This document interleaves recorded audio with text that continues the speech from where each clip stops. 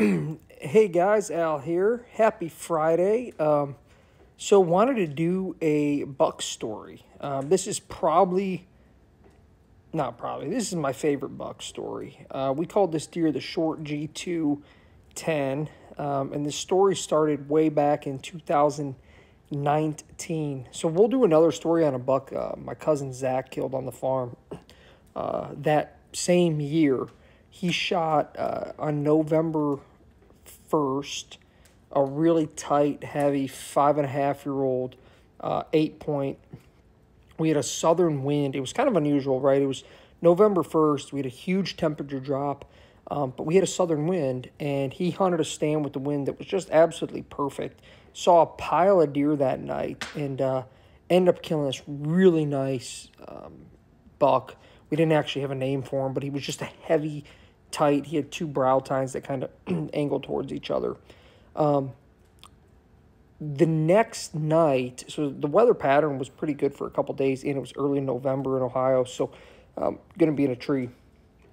The next night, I'm sitting in a stand. The wind had switched. Actually, it was a northern wind. I'm sitting in a stand with the wind. It's just perfect. And I saw a decent number of deer. They're coming into this.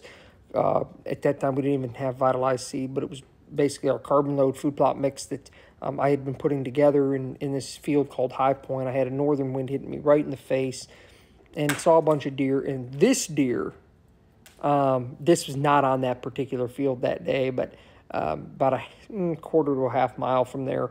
But it's the best picture I have of him, which was the short G210.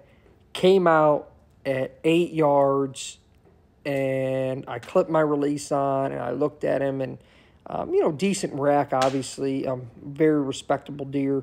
But I really looked at his body, and I thought, I'm pretty sure that deer's 3.5 years old. So I passed him, even though I had been a little bit of a dry spell on the farm. I had killed bucks other places, but I had not shot a buck off the farm in a few years, and I was really getting frustrated. But I decided to pass the deer.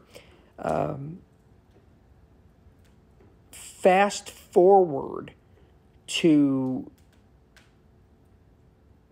so the next year, I shot a different deer.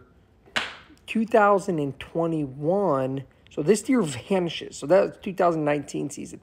2021, so I figured he got killed during gun season. The last picture I had of him was like the Tuesday of gun season, I think, of 2019. So I figured he went a mile away or 2 miles and just got killed. We planted our again, Vitalized seed wasn't even born yet, but we planted what would be our Nitro Boost now, and had a bunch of pictures of a short G2 velvet deer. Really cool, and by gosh, we figured it out. That's the same short G210. Here's just one example. So in the first picture, I was pretty confident that deer was 3.5 years old there. Just by body age. I've been hunting the same farm for many years. You kind of learn, like, okay, what can I expect? This was him as what I believe is a 5.5-year-old 2 years later. And this is him a week before I was able to harvest that deer. Obviously, you can see some things that are pretty indicative of a big mature deer. He's sitting in a beautiful field of carbon load. Big sagging belly, sway in the back, etc. And this was like October 26th, I think this picture was. And obviously, he's hard-horned there, as he should be in that part of October. So he had been feeding. This is about a half a mile away from where I ended up harvesting that deer. So we did not hunt the farm, I think, only maybe one time in 2000. This would have been 2021. So 2020, I killed a buck somewhere else. 2021, back on the farm. First week in November, me and my cousin Zach, we get in. It's like perfect setup. We have a temperature dropping, and I go up to High Point. So the same field, I passed this deer almost to the day. I think it was like 1 day sooner. Again, north wind, same setup. He vanished for an entire year. 2021 comes. This deer shows back. As you can see, he came out. That picture's totally zoomed in. He was tending a doe, so the pressure on the farm had been really low that year, like I just mentioned. We had a beautiful green food plot of carbon load, and there's thicket all around this field. The access is very good. The wind is hitting me right in the face. I got up in that tree, and I watched this deer for like 45 minutes.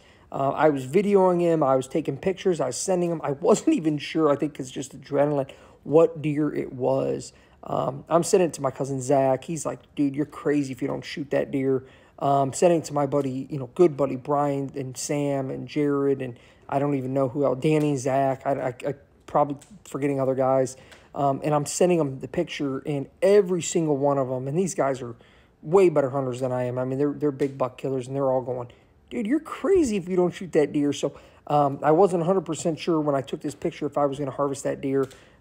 He came in at 25 yards and was quartered to me, and I just did not feel confident in shooting that deer. He just had such a big body, and I just said, I just don't think he's going to go down that easily. And he actually turned and walked about to the same location, maybe even with that doe he was with. And I thought, oh, well, that's the one that got away. And sure enough, that doe ended up working all the way in. I knew I had plenty of light, as you can see. Deer were totally comfortable and didn't know I was there in the world. Ends up working. That doe works right on past me. There's kind of like a little pinch back behind me that goes back into a thicket. And sure enough, that deer came in, and at 18 yards, I was fortunate to end up letting him have it. And there he is back at the house, outside the barn there. We got some better lighting, and we were able to take a picture or two of him. But that was the story of the short G210. He ended up having a age of 5.5 via cementum annuli. So with all the history I had with the deer, he weighed 186 pounds dressed, which for that time of year in our part of Ohio, that's a really big-bodied deer, gutted. And then, of course, confirming it with the cementum annuli was a really, really cool story to a really great buck. He hangs in my office. I look at him every day. I have the aging certificate next to him. My wife actually put that up next to the head for me. And he's just a great deer that I don't know. He'll be a really hard one to top, not just from an antler size, but just overall the story and the history that went with that deer through the ups and downs. My son was 6 months old when I killed this deer, so having a young child at home, all of the things that went into it made that deer that much more special, and he's one that I'm going to cherish for a long time. So I hope you guys enjoyed that story. Again, we like doing these once in a while other than just soil health, so that's a buck story we call it for the short G210.